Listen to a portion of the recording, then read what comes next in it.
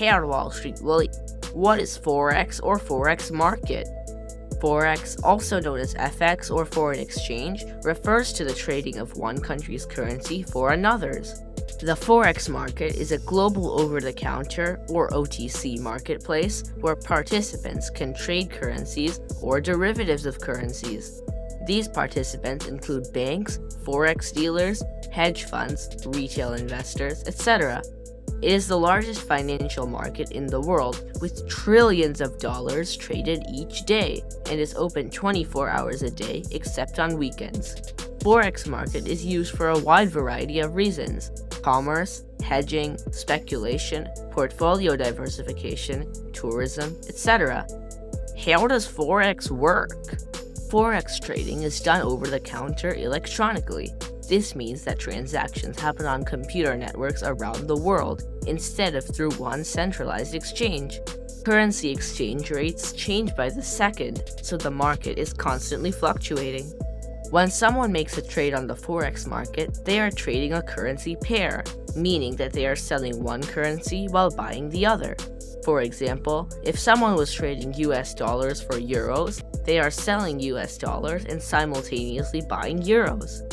Are there different types of foreign exchange markets? There are three main types of Forex markets. The spot Forex market is the largest of the three.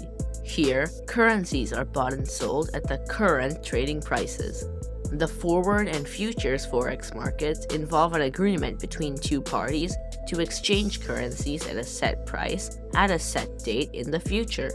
Both of these are derivatives markets, primarily used for hedging. The main difference is that forward contracts are customized and over-the-counter, whereas futures contracts are standardized and are traded on exchanges. What is the Forex market used for? One of the obvious uses of the Forex market is to exchange currencies, whether it's a tourist visiting a country with a different currency or a business operating with international partners. However, the majority of the transactions are either for hedging or speculation.